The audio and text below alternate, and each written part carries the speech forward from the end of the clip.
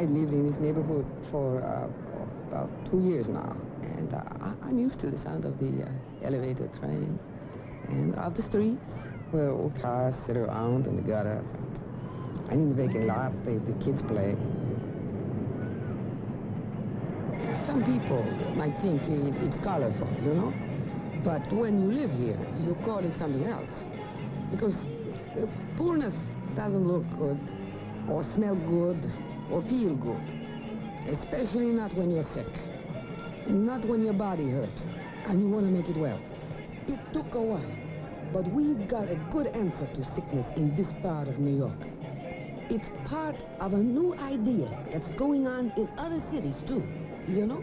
All over the country. Here in the Bronx, we call it the Montefiore Neighborhood Health Center, where people from my neighborhood can come to have their sickness treated and their hurt made well.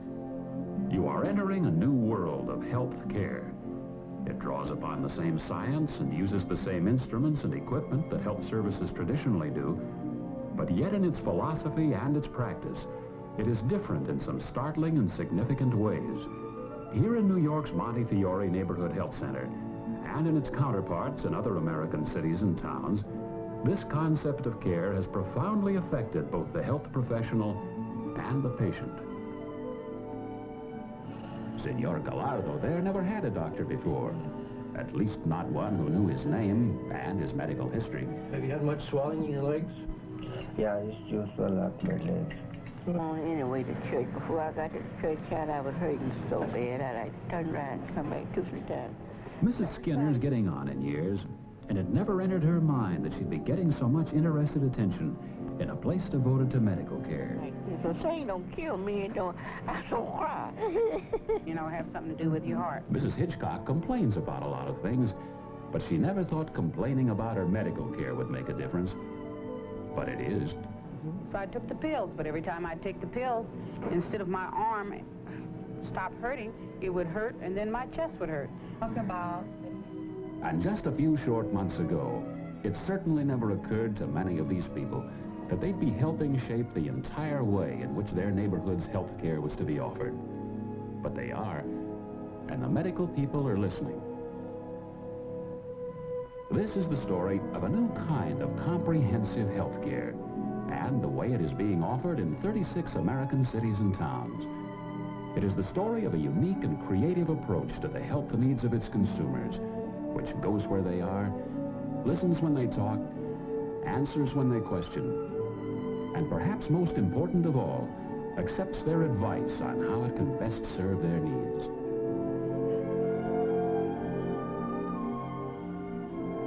It is the story of a healthcare philosophy which could well apply not just to the poor, but to everyone, and affect the whole approach of medicine in the future.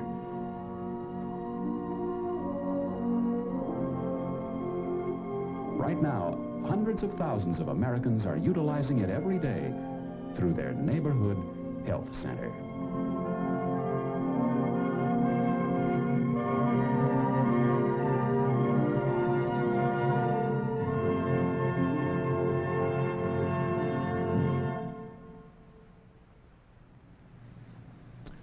I'm Dr. Roger Eggeberg, Dean of the University of Southern California School of Medicine.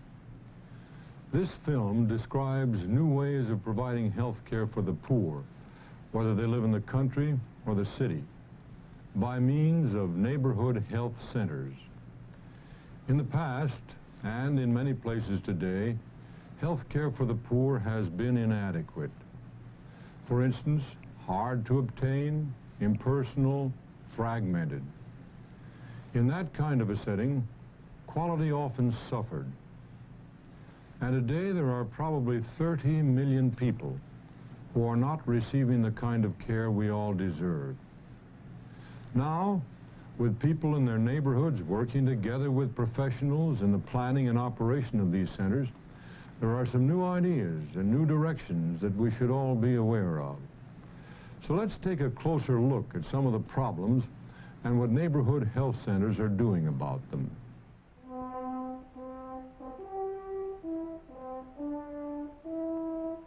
If you're poor, poverty poor, and you live in places like these, sickness can be a lifelong blight, a kind of vicious circle described by the physician who said, "The sick get poorer and the poor get sicker." If you're poor and sick, there are some mighty discouraging barriers between you and good medical care. Barriers like transportation.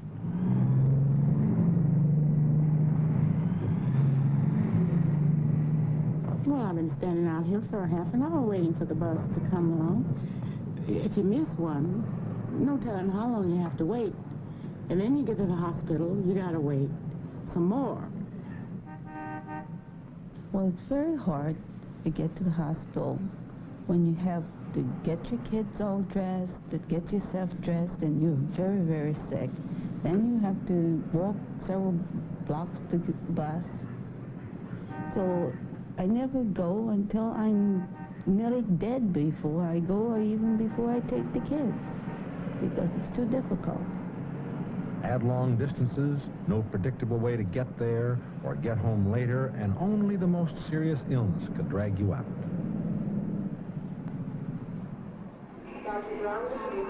And once you were there, what then?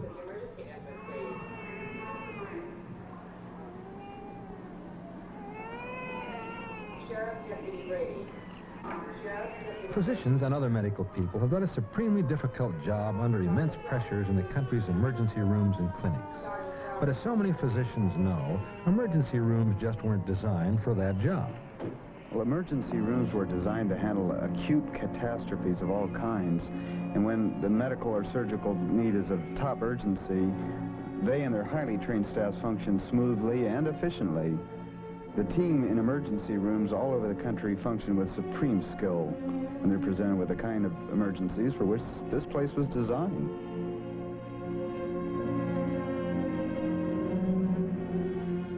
But the role of the emergency room has changed over the years, and now people bring routine problems here. If you had to take 3 buses to get here, or a $10 taxi ride, you're very likely to wait until you're really sick, or $10 sick, as they used to say in Watts. Unfortunately, being $10 sick often meant not getting well very fast, as Dr. Egeberg knows so well. Underlying all of this is the inescapable fact that there are hardly enough doctors to go around as medicine is now practiced in this country. To add 30 million patients and 15 hours of extra work each week to every doctor's workload would throw the whole medical system into chaos. The fact is, we need to explore new ways of delivering health care. Health care to everybody, not just the poor, and this means using as many people as we can to extend the hands of the doctors, something that is being tried in the neighborhood health centers. The health problems that plague the city ghettos, the migrant camps, the poor wherever they were, concerned physicians and health professionals all over the country, and exploration for creative solutions was top priority. And with the help of the Office of Economic Opportunity, the search became known as the Health Right Programs. And so it began. In the city ghettos and country towns, something was happening. Members of the health professions, working closely with the OEO, had begun to implement the idea of community medicine in action. The idea was to deliver high-quality, accessible, comprehensive, one-door care where the whole family's health needs could be met. They called it the Neighborhood Health Center.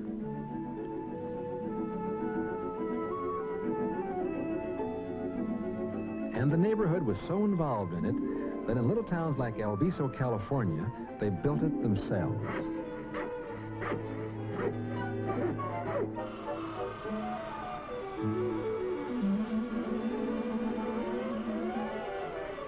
There's more than just hammer and saw participation here. This is community participation, because this group, voluntarily building its own center, has a unity of strength that can address other problems too. And as they break for lunch, they may well talk about things like housing and education and welfare. Community worker Tom Uredale puts it this way. Through the experience of attacking a specific problem and working with one another, they've begun to see the relationship of such things as health problems to the lack of housing, lack of education, a lack of response by the institutions in the society that so dramatically affect their lives. And not only do they have, at least some of them have, for the first time, a positive image of themselves, but they're beginning to see ways that they can move, possibly, to change some of the other areas of their life. So, with the vigorous and necessary help of community workers like Tom Uredale, the medically deprived people of communities like El Viso were helping themselves. A health center in this neighborhood? That's right. And it wasn't even faintly going to resemble a chilly, impersonal hospital emergency room. This was going to be accessible care. And if they had anything to say about it, it was going to be given in the best-looking building in town. The centers didn't have to be magnificent or even elaborate to begin with. San Francisco's first quarters were in house trailers, drawn up around this attractive courtyard. But they did have to be convenient and comfortable and easy of access, with pleasant waiting rooms in which neighborhood people would feel welcome and at home. Poor people aren't so far outside the mainstream of medical care that they don't want what other people want.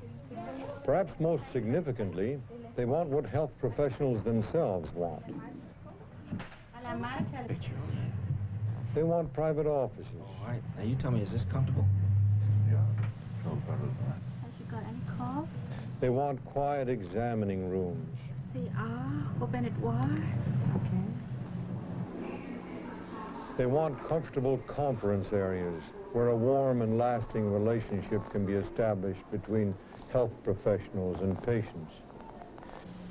Buenas tardes, señor Alvarado. Buenas tardes, doctor. Yo soy el doctor Consiglieri, voy a ser su obstetra con el cuidado prenatal.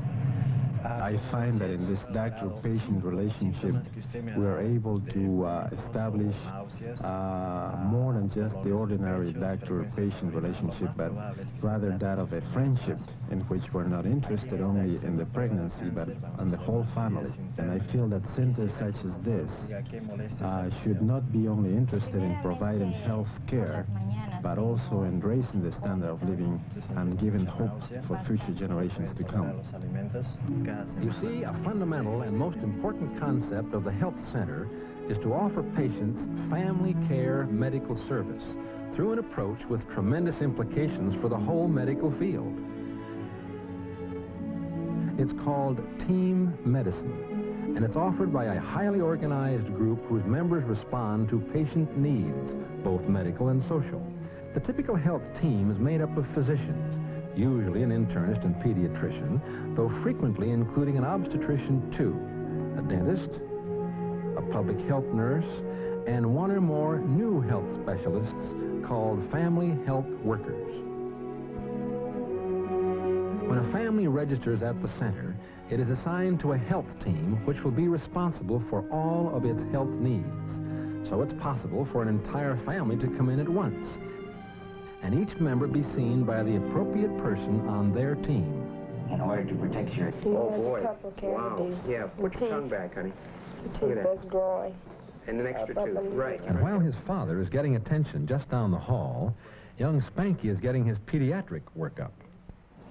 As a member of the team, the pediatrician has the unique opportunity to use his pediatric training to best advantage. He doesn't wind up spending half of his time as a clerk or a record taker or social worker or as a nurse or receptionist. All of the members of the team contribute as co-equals with their own specialized area of expertise. In my particular case, I've found over the months that more and more I have learned to rely upon the other members of the team to do their part of the job, and so I've had more time to concentrate on what I can do best to help the entire family and the patient in their total medical care. Then let me know and I'll get the social worker to talk to you and maybe give you some help, because he's at a pretty rough age right now without a diet, and the diet may be a little bit too much for him to handle. I think, as far as I can see from this picture,